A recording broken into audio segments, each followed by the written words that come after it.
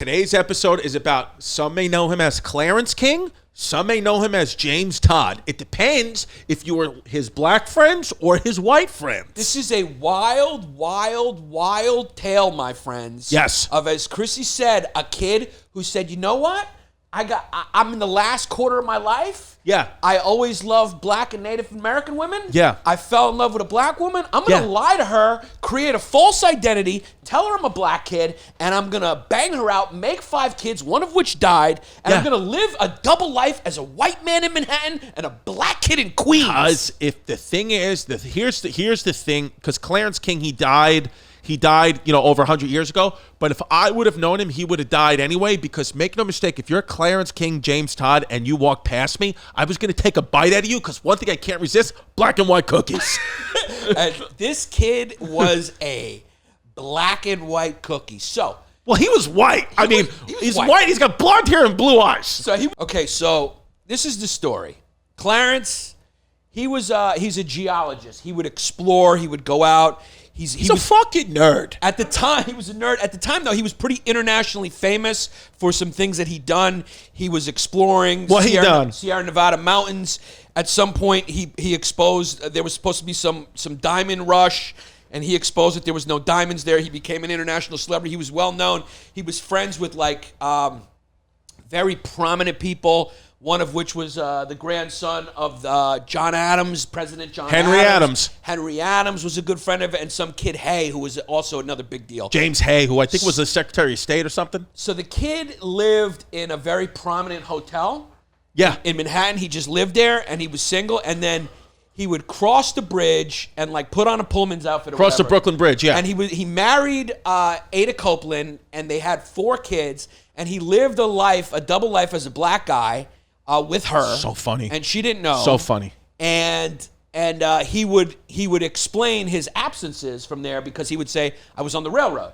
Right. So my thing is, he must have, in order to pick the perfect profession, so when he's gone on these geological surveys or whatever, he tells Ada Copeland, his wife, he lies. Right. Guys are good at lying. Good at lying. He says, I'm out. Not as good as women, though. Not as good as women, yeah. Yeah, women know how to lie. They know how to get away with it. This is pretty good. So he picked the perfect profession because when he was gone for his geological surveys, which was his real work or whatever. Because you know what I just realized? We're in different seats. Wow. We're we never switched. We never switched back from WEPA.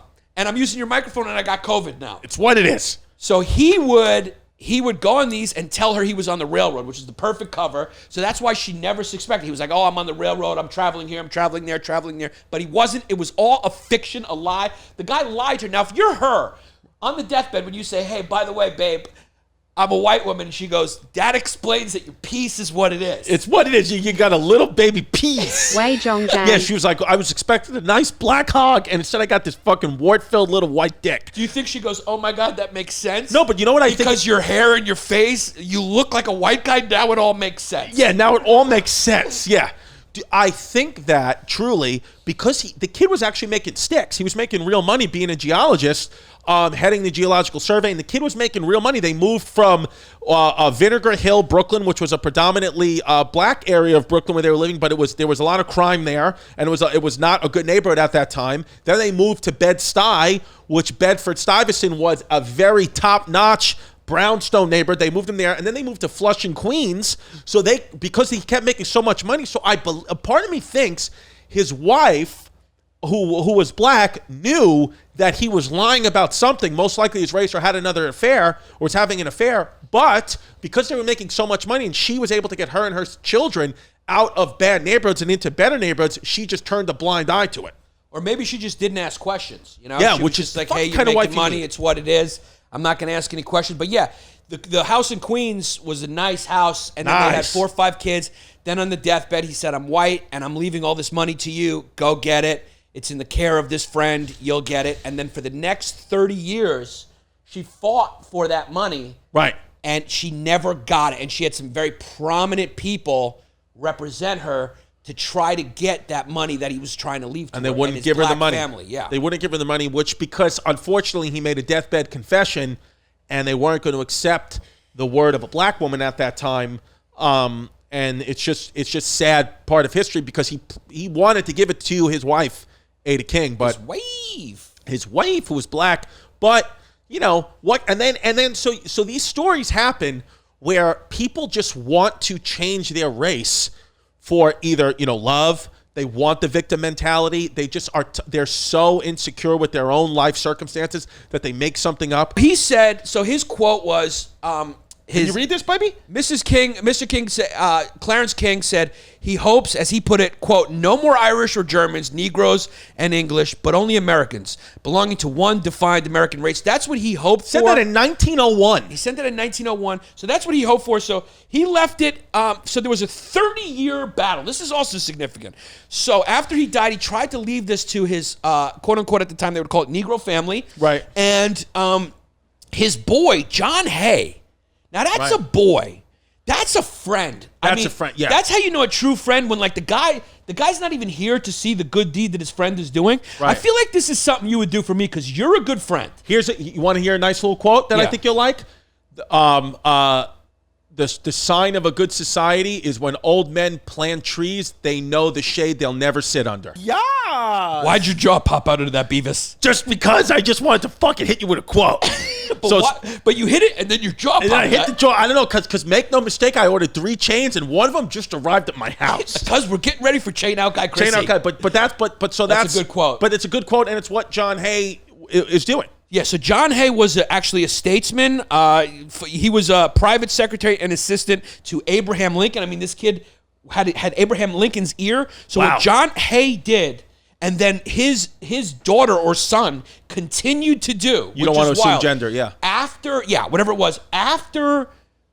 died, he continued to provide Ada Copeland with money, a stipend to help every them live. month. That's like my aunt whose husband got killed. She would get money every month too from the guys that killed her husband. Yeah, and that's just mafia rules. Yeah, those guys saw your aunt's husband. They saw him. They came and saw him in a different way. They came and saw him in a different way. And they took him physically. And now they own multiple bars and restaurants on 3rd Avenue in Bay Ridge. And we shouldn't be talking about this on a potty. It doesn't matter. It doesn't matter. We're joking because she did get a paper bag full of cash. Because what are they fucking on him, Ollie? Yeah, what are they? What are they fucking Mulans? Wei Zhongzhan.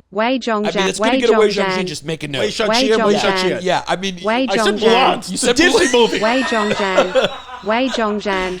So he continued to provide, and so then there was a 30-year battle to try to get this money for her, and the court eventually determined in 1933.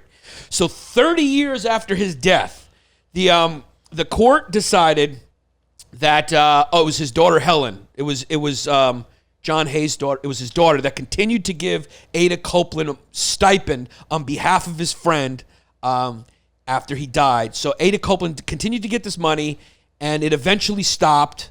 And Copeland, until her death, continued to live in that house that John Hay, his friend, had bought for her. She died in 1964 at 101 fucking years old. That's a long life. That is a fucking long life. And during this fight, this 30-year battle to gain control of the trust fund that he had promised her, her representatives included Everett Waring, who was the first black lawyer to argue a case before the Supreme Court. Wow. Significant. And J. Douglas Wetmore, who contested segregation laws in Jacksonville, Florida. So this was kind of a civil rights fight. Right. And it's kind of an underrated story in history of a man who had a love for a black woman, who had a secret family like your granddad. We really hope you enjoyed that episode, whatever it was about. This is just a stock thing that we're taping onto every episode. So go make sure you rate, review us, subscribe, turn on your notifications, get jiggy with it. And go to patreon.com/Bay Ridge Boys where things get really wild.